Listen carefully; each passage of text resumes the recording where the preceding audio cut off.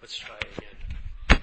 Well, in a lot of these metaphysical and spiritual takes, they speak about duality. And if you look at mind, sometimes they call it split mind, or it's the yes and no, either or, close, far, male, female, hot, cold. So many of us were in alcoholism, yeah? And now some of us are in recovery and we're getting out of alcoholism. And so if you watch what happens when you go in alcoholism, untreated alcoholism, I like to take a view of it as it's parasitical. It's as if something foreign has taken you over. Yeah? I would say we're extreme examples of self-centeredness, which is a system of thought. But that system of thought has a life of its own. It has yours, actually. That's the life of its own. But it's like a parasite. Yeah?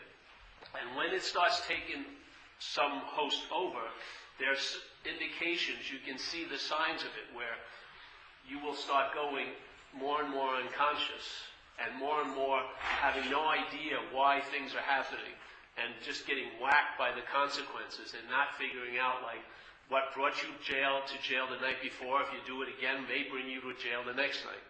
These things just escape you. And the more and more it goes untreated, it seems to go more and more to the extreme, where you're really quite unconscious and your muscle of denial is like Arnie Schwarzenegger's, yeah?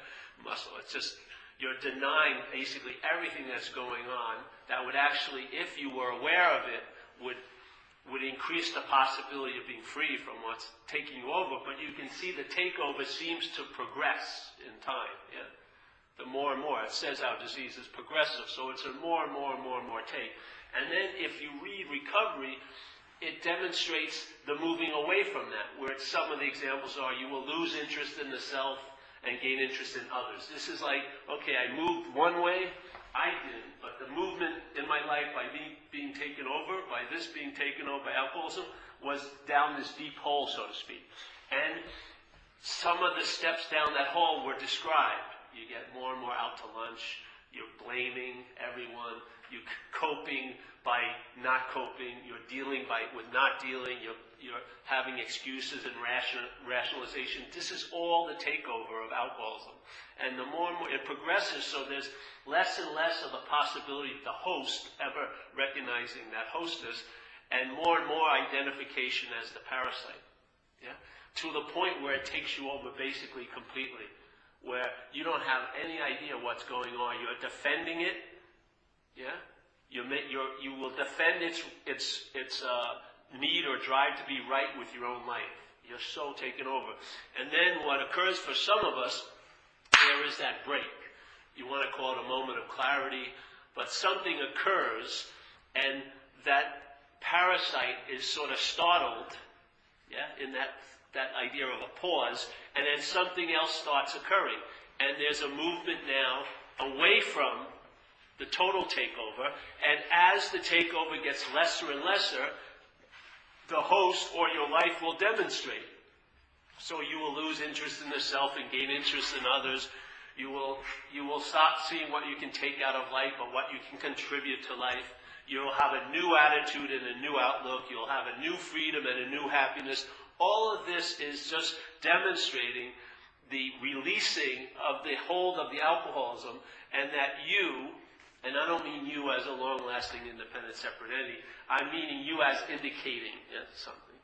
You start expressing the freedom from the alcoholism. Just like as we're going one way, we're expressing the slavery of the alcoholism. Now we're expressing the freedom from the parasite. Yes? That's that movement of duality. Yeah? Now what occurs in this is there's this movement, and then we get out, we may go this other way, but then there's a place that I believe they hint at, which is the place of the position of neutrality, where we will be placed in a position of neutrality that's neutral to this movement in self and the movement of getting out of self. Yeah? The movement into the alcoholism and then the movement of getting out of alcoholism. Because basically our experience here is one movement. It's like this tide sucking us into that hole, and then the tide sucking us back into this. But there's a position of neutrality Or in another way, consciousness is all there is. Yeah? Or spirit is all there is. That's what non-duality is. What it represents is that there is no two-ness. There is no going in and going out. There's no male and female. There's no subject and object. All there is oneness. Or they may call it all there is consciousness. All there is awareness. Now here, if all there is an awareness, when it appears here, it can appear to itself to be unconscious or conscious. So you would say an experience of alcoholism and recovery is a perfect example of seeming to be more and more unconscious, and then when you're recovering from alcoholism, you seem to become more and more conscious. Yeah? In other words, less and less light until the reality of the absence of light, which is called darkness, seems to be real and substantial. The darkness seems to be solid and real. Yeah? And then, when there's that movement away from it, which is more illumination, there's more and more lighter, and then you travel lighter. So one way you're traveling heavy, very, very, very, very, very heavy, and the heaviness that's causing the travel to be that way is defending the right to keep going down that hole because you're identified as it. So the host doesn't and cannot entertain any other possibility but to therapize it or try to socialize it or try to minimize its damage or try to learn how to clean up after it quickly, yes, and all this stuff. If that's the only thing it can entertain, or killing itself, because, it's so identified as the alcoholism, it can't entertain being free from it, except by killing it, you. Yeah. Now, this is unconscious, you would say. Unconsciousness. And then you get out into AA and you do service and you get out of self, some experiences of it, and you start feeling lighter and you start feeling expansive, and that's consciousness. Yeah? You're now waking up. But the beautiful news is you're neither of those movements. You're not what was unconscious, nor are you what's appearing to get more conscious. Yeah? Because if you're identified as what's moving this way, and you identify with moving that way, you will basically move back this way. Because this will always be a possibility. So this can't truly be peaceful because it always has its opposite as a possibility. So you can't enjoy peace of mind because the opposite is just as true as this. And actually to you and to me it's even more true because of our past history. We're very fearful when things get good. Because we're really expecting it to turn shitty fast. But the same head, when things are bad, we believe it's going to last like that forever. That's how the head is. So the movement isn't, okay, I was this thing that was totally unconscious, and now I'm this thing that's becoming conscious. What I found is the message is really you're neither of them. Yeah.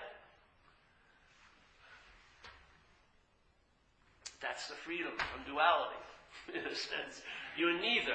I was not what was unconscious, nor am I what's becoming more conscious. I am consciousness. I am the root. I am the context. I am not the movement of the context in content. Yeah? I am not something I was really bad, and now I'm becoming really good. I was really bad when I was ripping everyone off. Now I'm really good because I have 10 sponsees. I'm doing tons of service. In fact, I'm neither of them, because if I'm identified with being really good, I'm going to experience the fear of being really bad. Yeah. And the vice versa. If I'm experiencing the fear of being really bad, I have this false hope that someday maybe I'll be good. Yeah. But none of that's freedom. It's both, all of it is bondage to self. Any movement. One has a movement towards iron chains, this is a movement towards gold chains, but they're both chains. The freedom to me is that position of neutrality of I'm neither that nor this. So whatever was appearing to be me, I wasn't, and what's now appearing to be the good me, I'm not. Yeah?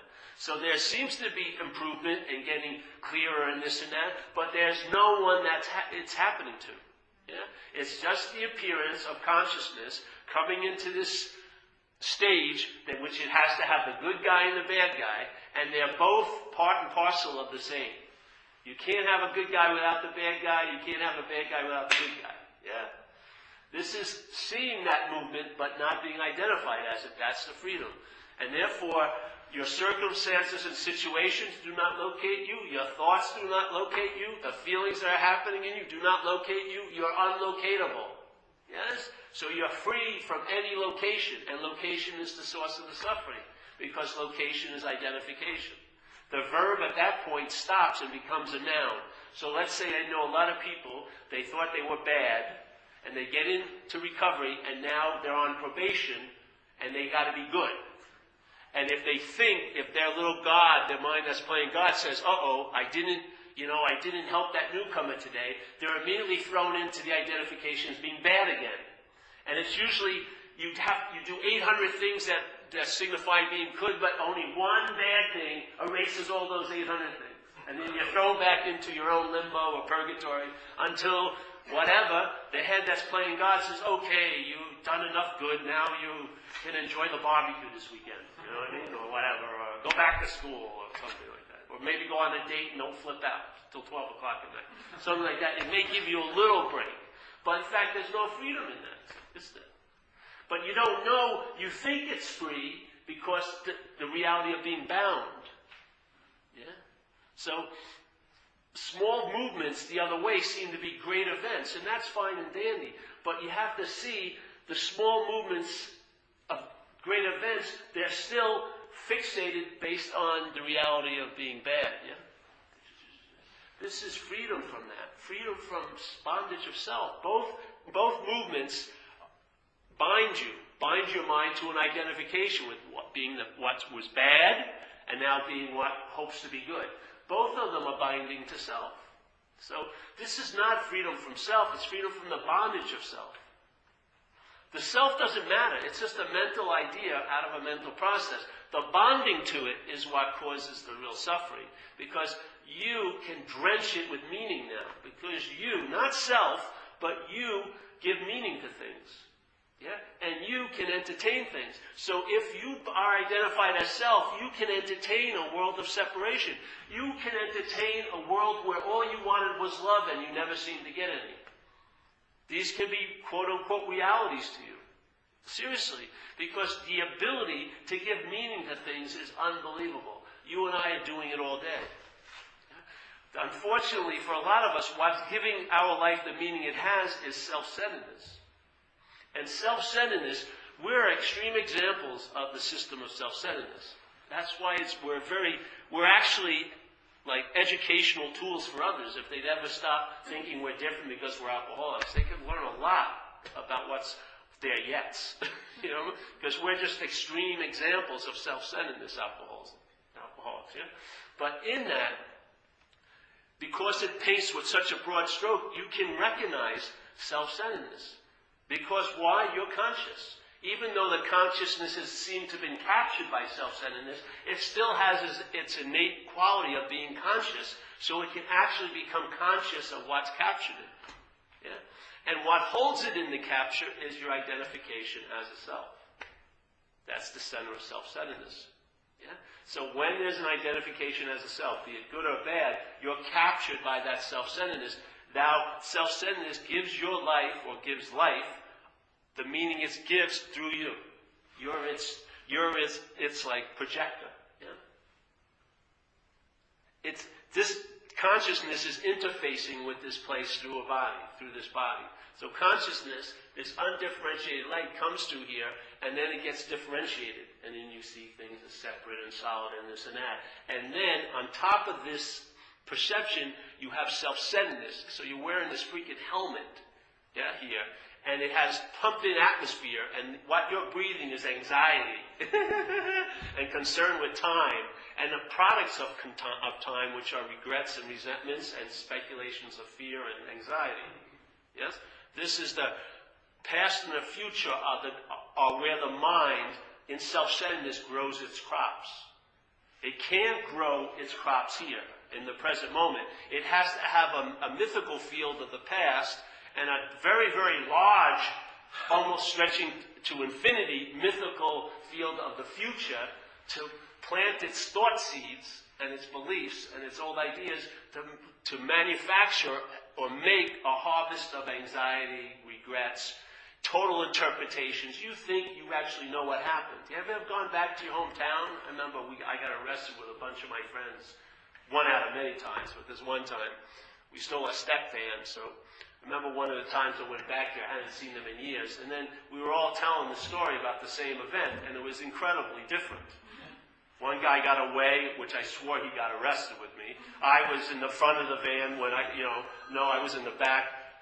Peter Lukowski was driving, and I thought he wasn't even there. All this stuff. And so this whole idea of believing you really have captured what actually happened is total hearsay. Yeah? And the mind will represent it and make it up to use it for whatever it wants to use. And basically its theme is to bind you to it. Because that way it can express itself through you. You're the interface here. Self-centeredness has no interface other than through this. Yeah? And it wants to have a life, and so it takes yours. And it has an incredible strategy of how to secure and keep yours. You're identified as it. You're taking yourself to be this. What else? So we're trying to improve this and get relief from the unbearability it's bringing. And you don't even know the half of the unbearability. We are so desensitized, we are so out to lunch, that it does not behoove us to be conscious of being identified as a self. It would drive you fucking crazy to see how insane it is. Yeah? We are out to lunch, all of us. We're so desensitized.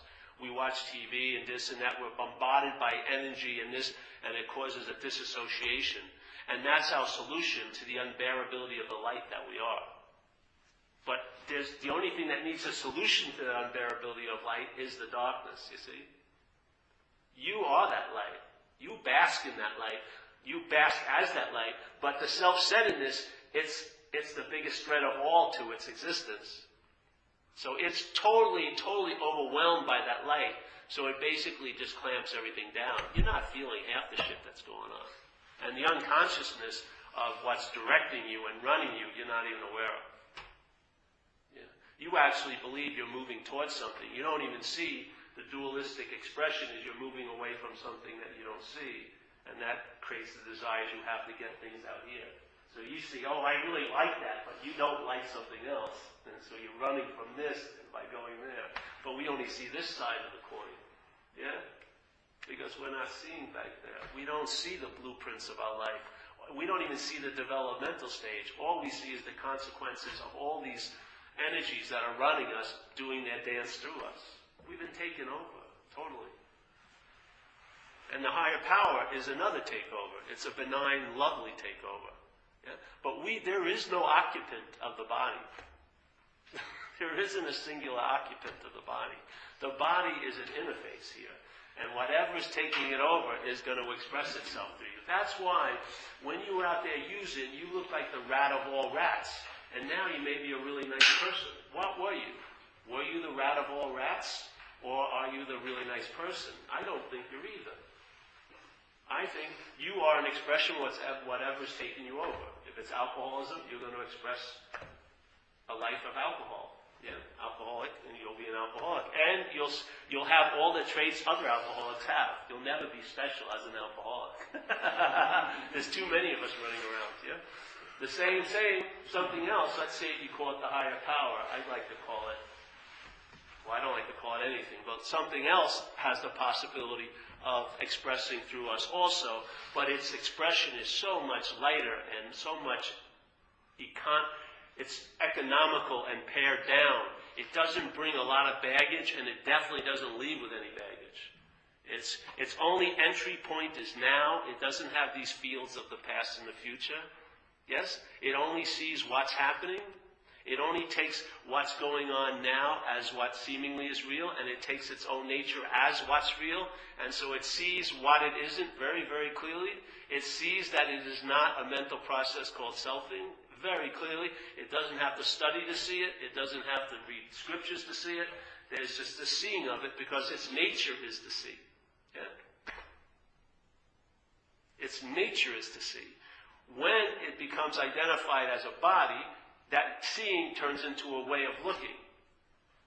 The broad way of looking is called self-centeredness, and then there's tons of ways of looking in that to try to relieve us from the way of looking called self-centeredness. So you're looking for a solution to a way of looking, yeah? So Buddhism or something else or whatever, I'll go back to church. So give me another pair of glasses, like that guy said, a new pair of glasses. Yeah? The old pair of glasses, alcoholism, but I'm talking about self-centeredness, blocks us off. It has to piggyback on the activity of seeing, because all there is that. But what happens is the seeing gets interpreted as looking, yeah? Because the seeing gets claimed by it as I'm seeing, which is not the case. You are not hearing a damn thing. There's hearing going on. If my ear is pointed out to a certain direction and there's a noise out there, I'm going to hear it. There's no choice in the matter. Yeah? Hearing. Hearing supersedes I'm hearing. Seeing supersedes I'm seeing. Feeling definitely supersedes I'm feeling. Yeah? Smelling supersedes I'm smelling. I is the interpretation of self-centeredness. Yeah? To cover up the fact of conscious contact. It's the greatest way to cover it up because you think you're conscious and you think you're having this contact and you're not. It's a thought. Yeah? A thought is a thought, just like you see a thought, this thought you don't see because when it arises, what's delivered by that thought is I'm seeing the thoughts. Yeah? This thought says I'm seeing the other thoughts. So when it says I'm seeing the other thoughts, you can see thoughts, but you can't see this one because you think it's me. I'm serious. It's tricky. You gotta check it out. You gotta check it out. It's a thought. The thought of being a long-lasting, independent, separate entity is a thought. Yeah? This thought has feelings around it, so it gives you a sense of being a self. Because the feelings, I was reading about a brain, and the feelings have more of an impact than thoughts do. So this thought wraps itself around with feeling, so you get a feeling that you're a self. Yeah? All through the day.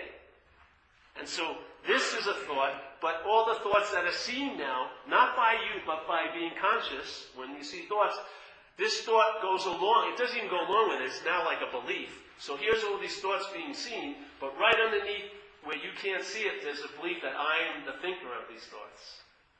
These thoughts are about me. Yes? So all the thoughts are held the same way. Either I'm the thinker of them or they're about me. So every one of the thoughts is now a way of binding you to the oldest thought, which is I'm a self. And every bit of conscious contact is now used to bind you to that I'm the one that's in conscious contact. It's amazing, isn't it? It takes freedom and it uses freedom to bind you with. The freedom is I am conscious contact. That's consciousness, not this. It's like the scientist is looking through that telescope. The telescope has certain lenses, and if someone who's conscious looks through the telescope, it will look as if the stars are closer. It doesn't bring the stars closer. Yeah? If you saw a picture of someone looking at a telescope, and when he was looking, the stars would come like that. Whoa, I can really see the stars. They're like right on top of me. But that's not happening. It's a perceptual thing, yeah? It seems, it's appearing to be true to you, it seems like the stars are closer. So the lenses of the telescope facilitate the consciousness of the scientist to see the stars. Yeah? So let's just say this is the telescope into this world that we're in, or let's say this dream. And consciousness cannot enter this dream except through a body. When it goes through the body, consciousness forgets itself to be consciousness, and it sees itself as this, and then it sees itself as that. And the game begins. Yeah? The this separates into this and that. Now there's one this, but there's thousands of that's. Yeah? So this takes the role of being the subject now, and everything becomes an object to it. But the true subject is the consciousness that's looking through this apparatus. But the apparatus has claimed to be the consciousness. Yeah? As soon as it claims to be the consciousness, it forgets the true subject. It takes the role on of being the subject, and it casts you into objects. Yes? Because it can't get away from duality or dualism. Subject makes an object. So you see it in how you, let's say, how you approach truth. You will approach truth like it's an object to you. I'm going to study the truth, and I'm going to meditate and practice the truth, and then me as the subject will get the effects of the object called truth. And we even cast God as an object. No, I'm going to know God now.